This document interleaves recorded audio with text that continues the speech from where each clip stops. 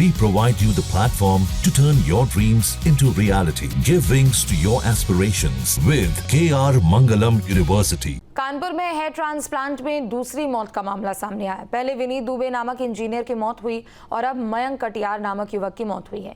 6 महीने पहले 18 नवंबर को हेयर ट्रांसप्लांट कराया गया था और परिवार का आरोप है कि लापरवाही से हुए इलाज के चलते मयंक की अगले दिन ही जान चली गई, लेकिन 6 महीने बीत जाने के बावजूद परिजनों को न्याय नहीं मिला। देखिए।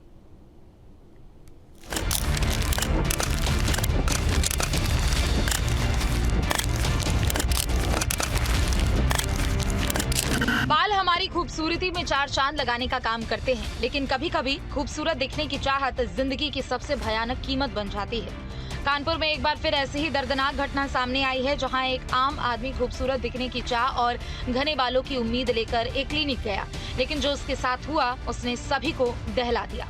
कानपुर शहर, जहां टेक्नोलॉजी और चिकित्सा की तरक्की के तमाम दावे किए जाते हैं, वहीं इसी शहर में हेयर ट्रांसप्लांट जैसी कॉस्मेटिक प्रक्रिया अब जानलेवा साबित हो रही है।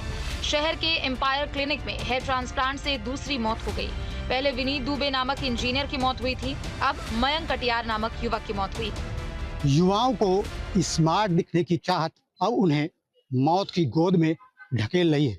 दरअसल कानपुर में चंद दिनों में हेयर ट्रांसप्लांट के दौरान मौत के 2 मामले सामने आने से हड़कंप मचा हुआ है। नया मामला फर्रुखाबाद के रहने वाले युवक का है, जो कानपुर में रह रहा था। युवक ने बीटेक किया था, उसके सिर पर थोड़े बाल कम थे। वो चाहता था कि वह भी अपने साथियों की तरह स्मार्ट दिखे। यही वजह है कि उसने डॉक्टर अनुष्का तिवारी का अपॉइंटमेंट लिया और उसके बाद हेयर ट्रांसप्लांट करवाने की प्रक्रिया शुरू कराई। जिस दिन उसका हेयर ट्रांसप्लांट हुआ, उसके थोड़ी देर बाद उसकी हालत बिगड़ने लगी। उसने डॉक्टर से संपर्क किया तो डॉक्टर ने उसे कुछ इंजेक्शन लगवाने के लिए कहा। युवक ने इंजेक्शन लगवाए, लेकिन उसकी जान नहीं बच सकी। उसका शरीर फूल गया था, उसकी मौत हो गई थी। एक माँ ने अपने इकलौते बेटे को सिर्फ इसलिए खो दिया क्योंकि उनका बेटा अपने सिर पर बाल लगवाना चाहता था। फतेहगढ़ निवासी प्रमोदनी कटियार के बेटे मयंक कटियार ने कानपुर के केशवपुर स्थित एम्पायर क्लिनिक में डॉक्टर अनुष्का तिवारी से 6 महीने पहले 18 नवंबर को हेयर ट्रांसप्लांट कराया था। परिवार का आरोप है कि लापरवाही और गैर पेशेवर तरीके से किए गए इलाज के चलते मयंक की अगले दिन ही जान चली गई। 6 महीने बीत जाने के बावजूद परिजनों को न्याय नहीं मिला है। घर का इकलौता सहारा था मयंक, जिस पर अपने पूरे परिवार की जिम्मेदारी थी, क्योंकि पिता की पहले ही मौत हो चुकी थी। तो भाई ये हेयर ट्रांसप्लांट के बाद मौत हुई है। 18 नवंबर के उसने हेयर ट्रांसप्लांट कराया था। यही एम्पायर क्लिनिक जो है अनुष्का तिवारी जो इसको चलाती हैं, उसके बाद 18 को उसने कराया था। सुबह 8 बजे का उसका अपॉइंटमेंट था, 2 बजे तक वो चला हेयर ट्रांसप्लांट। उसके बाद उसको वहाँ से छोड़ दिया गया कि आप नॉर्मल हैं, आप घर जा सकते हैं। वो जैसे ही घर गया 5 बजे के बाद उसको तकलीफ स्टार्ट हो गई। 10 बजे उसने कांटेक्ट भी करने की कोशिश की, डॉक्टर ने बात की तो बोला नॉर्मल है, दर्द होता है। 12 बजे उसने फिर बोला कि मुझे बहुत ज़्यादा दर्द हो रहा है। इन्होंने कॉल की, बात करती रही सुबह तक। ये हमको ऐसे ही कॉल बात पे बोलती नहीं, नॉर्मल है, सब कुछ ऐसा होता है ट्रांसप्लांट में। बट वो सुबह 10 बजे तक बिल्कुल खत्म होने की कंडीशन में था। उसके बाद इन्होंने अपने नंबर बंद कर लिए, ब्लॉक कर दिया, अपना क्लिनिक बंद कर लिया। मेरा भाई खत्म हो गया। हमने उसका वो नहीं कराया था, इस वजह से हमारा केस उस समय नहीं हुआ था। बट जब अभी ये हुआ है तो हमें मामला वो सेम डॉक्टर कब तक ऐसे मारते रहेंगे लोग। परिजनों का कहना है कि उनके पास झोला छाप डॉक्टर अनुष्का तिवारी के पर्चे से लेकर सभी सबूत मौजूद है।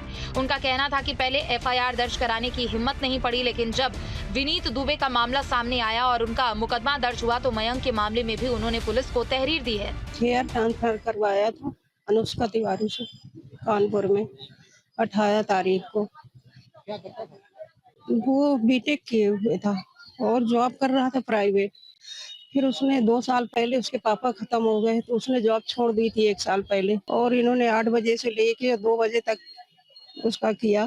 फिर वो लेट गया, लेटने के बाद उसके दर्द शुरू हो गया तो उसने फिर ऑनलाइन बात की उससे वीडियो कॉल से। तो उसने कहा एक इंजेक्शन बता रही हूँ वो लगा लो।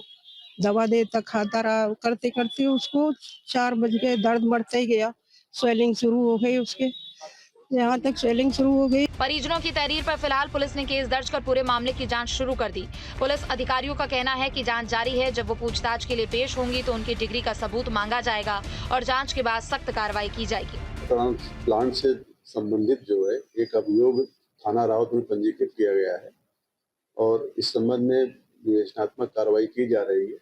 उसको संपूर्ण रूप से विवेचना की जा रही है। इसमें सीएमओ से भी रिपोर्ट मांगी गई है और अन्य कोई प्रकरण यदि सामने आएगा तो उसकी भी गंभीरता से जांच करा करके आवश्यक जो भी कार्रवाई कराएगी। कुछ दिन पहले इसी डॉक्टर के यहाँ पेशे से इंजीनियर विनीत दुबे की हेयर ट्रांसप्लांट के दौरान मौत हुई थी। विनीत दुबे हेयर ट्रांसप्लांट कराने के लिए इसी क्लिनिक पर गए थे।